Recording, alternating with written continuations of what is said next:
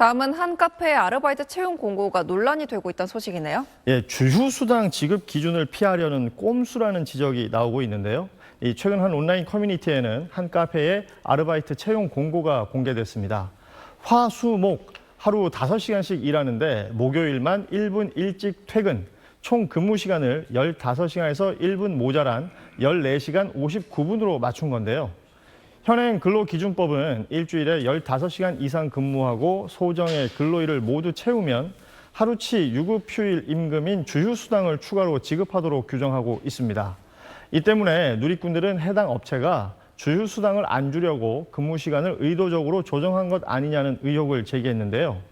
14시간 근무 공고도 별로인데 이건 기상천외한 수준이다. 너무 치졸한 방식이라는 반응들이 많았습니다. 일각에서는 이런 편법이 법적으로 인정받기는 어려울 수 있다는 지적도 나왔는데요. 노동자의 정당한 권리를 존중하는 고용 문화가 아쉽습니다. 직원들의 체불임금을 지급했다는 이체 확인증을 AI 이미지로 조작해 고용노동부 감독관에게 제출한 악덕음식점 점주가 적발됐습니다. 서울지방고용노동청은 이 점주를 사문서 위조와 위조 사문서 행사, 위계에 의한 공무집행방해 혐의로 고발 조치하고 근로기준법 위반 혐의로 구속영장 신청을 검토하고 있습니다. 서울노동청은 최근 근로감독을 통해 서울에 있는 대형 음식점 업주 A씨가 재직자 38명의 임금 2,700여만 원과 퇴직자 27명의 임금 2,400여만 원을 체불한 것을 적발하고 시정을 지시했습니다. A씨 식당은 서울에만 6개 매장을 두고 SNS 등의 유명 맛집으로 알려진 곳입니다. 이후 A씨는 노동청의 시정 지시를 따랐다며 직원들에게 체불임금을 보낸 이체 확인증을 제출했는데 알고 보니 이 이체 확인증 AI로 만든 가짜인 것으로 드러났습니다. 실제로 노동자 총 27명의 체불임금 2,800여만 원은 주지 않았는데도 AI로 확인증 이미지만 만들어낸 겁니다. 서울노동청은 시정 지시를 이행하지 않은 데 대해 즉시 형사 입건하고 거짓 자료 제출에 대해서도 과태료 900만 원을 부과했습니다. 또 근로기준법 위반 혐의로 구속영장 신청을 검토하고 있으며 노동부 수사 범위가 아닌 사문서 위조 등 혐의에 대해서는 경찰에 고발 조치했다고 밝혔습니다.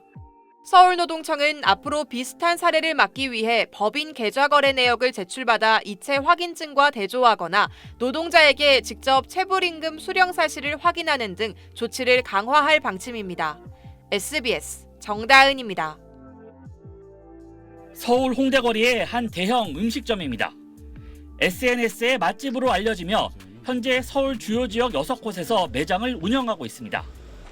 그런데 이 매장들이 청년 직원 상당수를 프리랜서로 위장 고용했다가 고용노동부에 적발됐습니다. 음식조리나 홀서빙 등 일반적인 식당 업무를 하는 엄연한 근로자인데도 4대 보험 가입과 각종 수당 지급 의무는 안 지겠다는 꼼수였습니다. 당사자는 근로소득세가 아닌 사업소득세 3.3%를 내게 되기 때문에 이른바 가짜 3.3 계약으로 불립니다. 고용노동부 감독 결과 직원 52명 중 38명이 이런 가짜 3.3 계약에 해당하는 걸로 나타났습니다. 근로계약서에 4대 보험이란 말은 없었고 그냥 쓰고도 3.3으로 계속 했어요. 굳이 퇴사할 건데 뭐 하러 되냐 그냥. 근로기준법상 5인 이상 사업장에 반드시 적용돼야 하는 연차 휴가는 물론 연장 야간 휴일 근로수당 등도 지급하지 않은 걸로 조사됐습니다. 퇴직자를 포함해 직원 65명의 체불임금은 모두 5,100만 원에 달했습니다. 노동부는 법 위반 사항에 대해 시정 지시를 하고 근로계약 관련 서류를 보존하지 않은 부분에 대해선 과태료 240만 원을 부과했습니다. 전문가들은 가짜 3.3 위장 고용 사업장에 경제적 제재를 가하는 걸 검토해야 한다고 말합니다. 프리랜서 위장을 통해 임금 체불을 하면 3배 이내 배액 배상을 할 수 있도록 해서 사업주들이 법을 지킬 수 있도록 유도하는 것이 필요하다. 노동부는 현재 감독 중인 100여 개 사업장 외에 의심 사업장을 추가로 감독하고 구체적인 가짜 3.3 근절 방안을 마련할 방침입니다.